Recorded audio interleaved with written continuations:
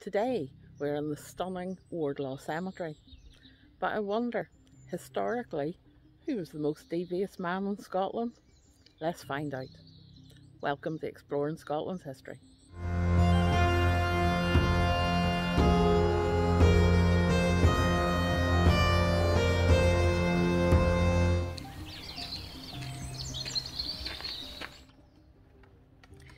The first thing you do notice when you come here is that very unique belfry. The pepper pot design is really quite unique, and it is thought to have been carved by the 𝔚𝔞𝔲𝔰𝔬𝔩𝔢𝔲 family of masons.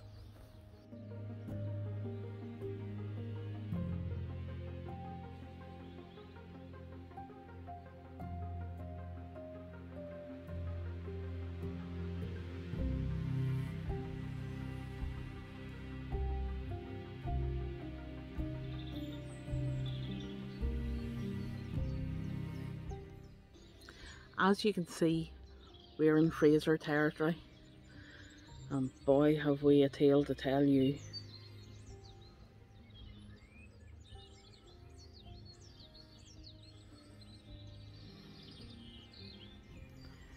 Out here in the kirkyard, not only do we have Frasers interred, but Frasers commanded the ministry as well.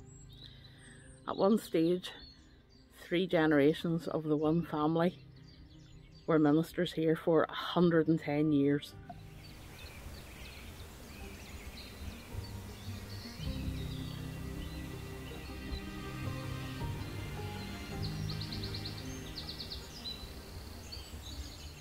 The church, like so many in Scotland, has an ancient medieval past.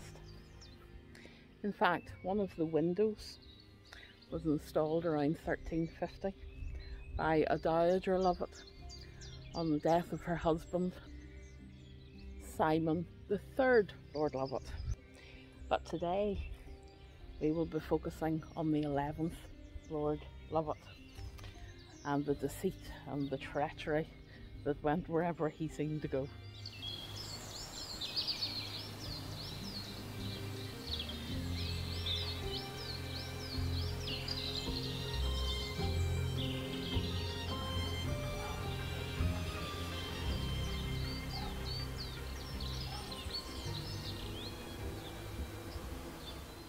Simon was born and raised in Dooney Castle, quite close to Beaulieu.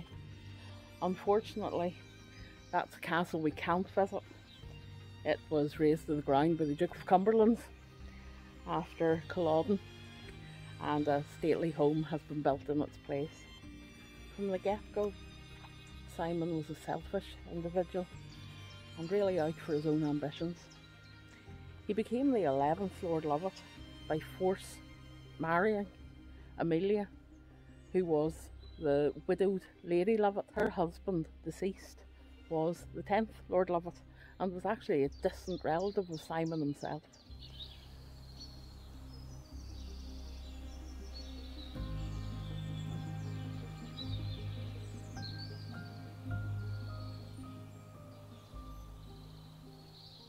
This got him what he wanted.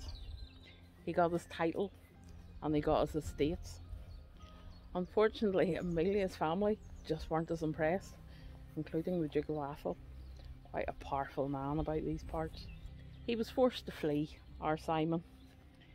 He lost his lands, he lost his title, and the marriage was annulled.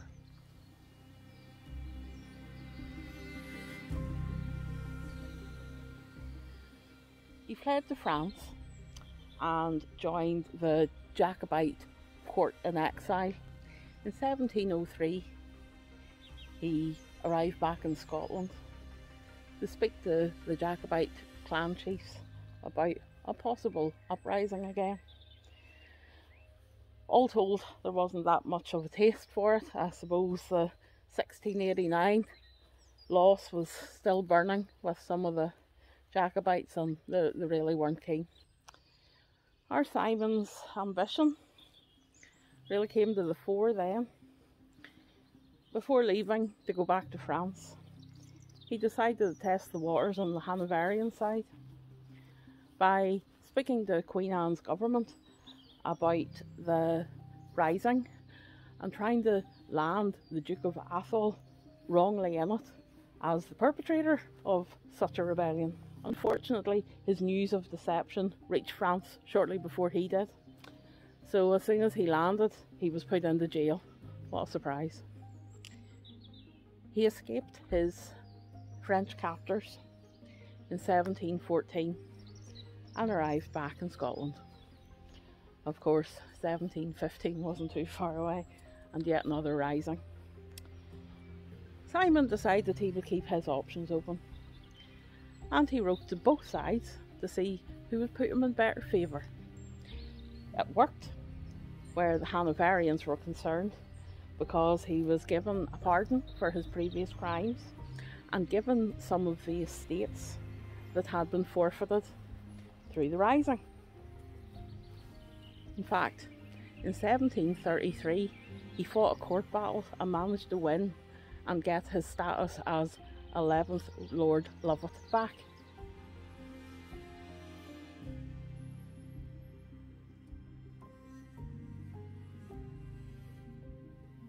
Of course, 1745 was looming, and yet another rising. Simon was now into his 70s, but was no less wily and no less ambitious than he was when he first forced himself with Amelia. He instructed his son to head off and fight for the Jacobite side.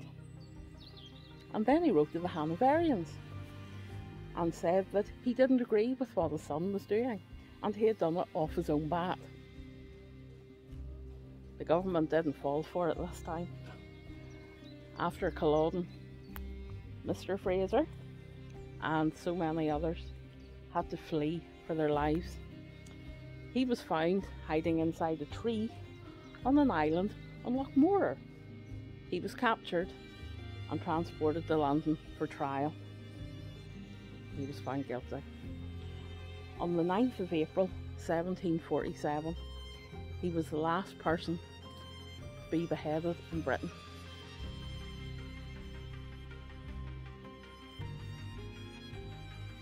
Unfortunately, there were other deaths that day as well.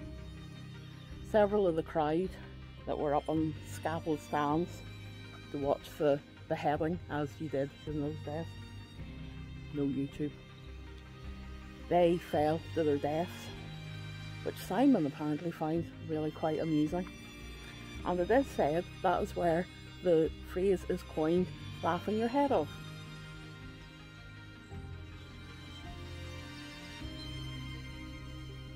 On his death, the government demanded he be buried in the Tower of London.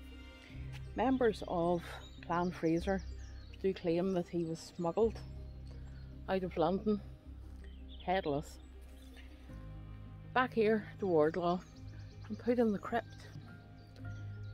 The remains in that crypt have since been investigated.